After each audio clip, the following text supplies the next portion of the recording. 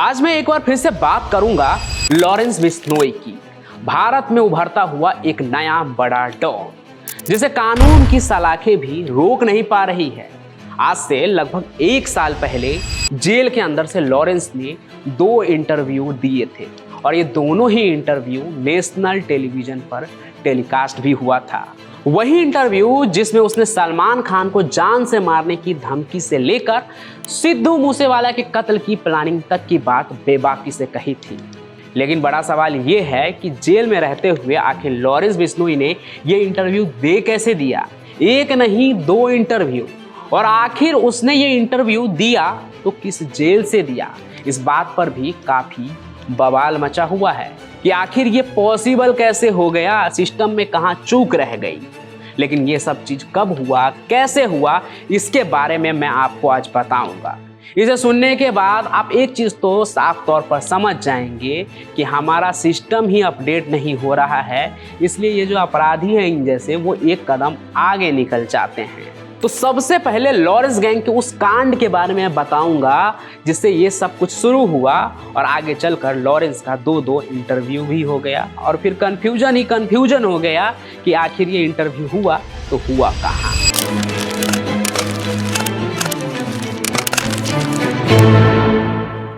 तो ये बात है लगभग 1 साल पुरानी। जयपुर के जी क्लब के मालिक से लॉरेंस गैंग ने 5 करोड़ रुपए की रंगदारी मांगी थी, जो शायद उन्होंने नहीं दी होगी। फिर आता है 28 जनवरी। क्लब के अंदर वीकेंड पार्टी चल रही थी। रात के करीब 11 बज रहे थे जब कुछ बदमाश वहां पर पहुंचे। लॉरेंस के गुर्गे थे और क्लब के कुछ लोग से कहासुनी हो गई उसकी और वो वहां से वापस लौट गए। लेकिन बाहर निकलने के बाद कुछ ही समय गुजरा, बदमाशों ने क्या किया कि क्लब के गेट पर अंधाधुंध फायरिंग शुरू कर दी। क्लब के गार्ड्स ने गेट को अंदर और बाहर से बंद कर दिया, जिससे वो अंदर तो नहीं आ पाए और गेट पर ही फायरिंग कर कर वहां से लौट गए। लेकिन इस गोलीबारी को अंजाम देने के बाद हमेशा की तरह वही हुआ जो लॉरेंस गैंग का ट्रेडमार्क है। मतलब पहले तो घटना को अंजाम देना और फिर सीना ठोक के उसकी जिम्मेदारी लेना। इस बार भी वैसा ही हुआ और लॉरेंस बिश्नोई गैंग का एक गुर्गा ऋतिक बॉक्सर इस गोलीबारी की जिम्मेदारी ले लेता है। मामले में गिरफ्तारी भी होती है और फिर लॉरेंस बिश्नोई का नाम भी सामने आता है। तो पूछताछ के लिए जयपुर पुलिस जो है वो 15 फरवरी को लॉरेंस बिश्नोई को पंजाब के भटिंडा जेल से जयपुर ले आती है और 21 दिन के पूछताछ के बाद 7 मार्च को उसे वापस पंजाब के भटिंडा जेल भी पहुंचा दिया गया। और इसके 1 हफ्ते बाद ही 14 और 17 मार्च को जेल के अंदर से लॉरेंस बिश्नोई के 2 इंटरव्यू टेलीकास्ट हो गए, वो भी नेशनल टेलीविजन पर।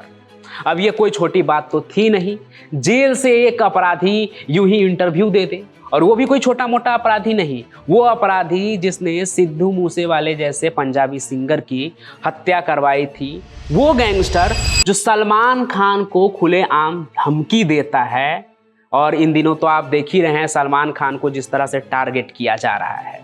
तो इस इंटरव्यू पे जो है वो काफ़ी बवाल मचा और ये बात सच भी थी। इंटरव्यू तो सबने देखा था, जो भले ही आज यूट्यूब पर कहीं भी देखने को नहीं मिल रहा है, हर जगह से उस इंटरव्यू को हटा दिया गया है। लेकिन जैसे ही 14 मार्च 2023 को पहला इंटरव्यू टेलीकास्ट हुआ था, वैसे ही डीजीपी पंजाब ने ये साफ तौर पर कह दिया था कि लॉरेंस का इंटरव्यू पंजाब के बाहर हुआ है। मतलब पंजाब जेल के अंदर तो ऐसा पॉसिबल ही नहीं है। लेकिन 17 मार्च के अपने दूसरे इंटरव्यू में लॉरेंस ने अपना बैरक भी दिखा दिया, जिससे ये तो साफ हो गया कि इंटरव्यू तो जेल के अंदर से ही हुआ था। मतलब साफ था कि या तो इंटरव्यू जेल प्रशासन के नाक के नीचे से हुआ है या फिर उनके मिली भगत से।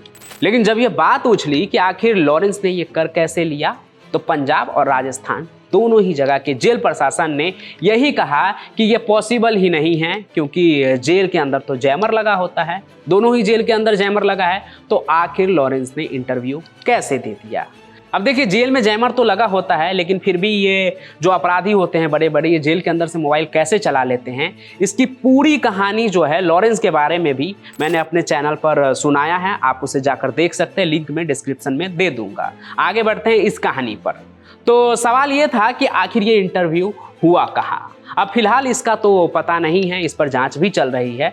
लेकिन क्लब के फायरिंग वाले पूछताछ के दौरान एक दिन ऐसा था जब लॉरेंस किसी भी जेल में नहीं था। जी हाँ, लॉरेंस बिश्नोई जेल के बाहर था। हुआ ये कि राजस्थान पुलिस पूछताछ के बाद 7 मार्च को लॉरेंस को जयपुर जेल से लेकर वापस भटिंडा जेल में उसे सौंपने के लिए चले गए, लेकिन भटिंडा जेल ने लॉरेंस को लेने से मना कर दिया क्योंकि कुछ कानूनी पेच फंस गया था। इसलिए 7 मार्च को लॉरेंस जेल के अंदर नहीं बल्कि जेल गार्ड के कस्टडी में था। फिर 8 मार्च को कानूनी तौर पर उसे वापस भटिंडा जेल के अंदर डाल दिया गया। तो सवाल यह है कि इंटरव्यू कहां हुआ, राजस्थान के जेल में या पंजाब के भटिंडा जेल में? अब ये इंटरव्यू गार्ड के कस्टडी में तो इसलिए नहीं हो सकता है क्योंकि इंटरव्यू 2 दिन का था और जेल के अंदर से, लेकिन जेल में तो जैमर लगा होता है।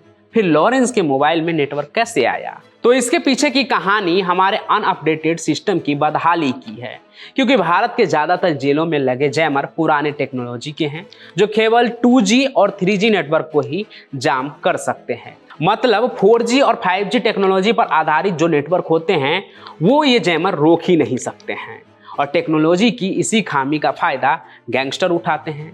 लेकिन सवाल अब भी यही है कि इंटरव्यू किस जेल से हुआ? भटिंडा जेल का तो यही दावा है कि इंटरव्यू उनके जेल में तो नहीं हुआ है, और इंटरव्यू से पहले वो राजस्थान जेल में था। पंजाब SIT ने भी इंटरव्यू राजस्थान की जेल में होने का ही दावा किया था। SIT ने अपनी रिपोर्ट में 2 में से 1 इंटरव्यू राजस्थान के किसी जेल में होने की बात कही थी, लेकिन वो जांच अभी भी चल ही रही है। मार्च के महीने में भी SIT टीम भटिंडा के जेल में उस लोकेशन का भी दौरा किया था उन्होंने जहां पर लॉरेंस बिश्नोई को पहले रखा जा रहा था। इस दौरान इंटरव्यू में दिखाई जा रही जो लोकेशंस थे उन पर भी ध्यान रखते हुए जांच की जा रही थी। लेकिन इतनी कहानी जानने के बाद कुछ सवाल तो आपके मन में भी उठे ही होंगे कि कहीं लॉरेंस गैंग ने जानबूझकर तो जयपुर के क्लब पर फायरिंग नहीं करवाई ताकि पूछताछ के लिए उसे राजस्थान लेकर जाया जाए और अपना इंटरव्यू वो दे सके। और ऐसा हो भी सकता है क्योंकि जेल में बैठकर प्लानिंग करने के लिए ही तो ये गैंगस्टर जाना जाता है। लेकिन फिलहाल गैंगस्टर लॉरेंस बिश्नोई गुजरात की जेल में नशा तस्करी से जुड़े केस में बंद है, और आने वाले कुछ समय में वो पंजाब समेत विभिन्न राज्यों में जो भी केस दर्ज है वहाँ पर वो फिजिकली रूप से नहीं जाएगा, उसकी पेशी नहीं होगी, ऑनलाइन या वीडियो कॉन्फ्रेंसिंग के जरिए ही उसकी पेशी करवाई जाएगी। केंद्र सरकार ने ये उसकी सुरक्षा को देखते हुए फैसला लिया है। लेकिन क्या इस गैंगस्टर को किसी सुरक्षा की जरूरत भी है? क्योंकि ना जाने कितने ही लोगों को आज भी इससे खतरा है, और टॉप पर तो सलमान खान ही है। तो ऐसे वक्त पर लॉरेंस गैंग पर नकेल कसना बहुत ही ज़्यादा ज़रूरी है, क्योंकि ये एक ऐसा गैंग है जिसने बड़े बड़े कांड को अंजाम दिया है। बाकी आपको क्या लगता है वो कमेंट करके ज़रूर बताइएगा। साथ ही साथ इस कहानी को लाइक कीजिए, ज़्यादा से ज़्यादा शेयर कीजिए, और हमारे इस चैनल को नीचे लाल कलर का आपको बटन दिख रहा होगा उसे दबाकर सब्सक्राइब भी जरूर कर लीजिएगा। हम फिर मिलेंगे नए सफर में किसी और क्राइम की चौंका देने वाली कहानी के साथ। तब तक के लिए आपका बहुत बहुत धन्यवाद।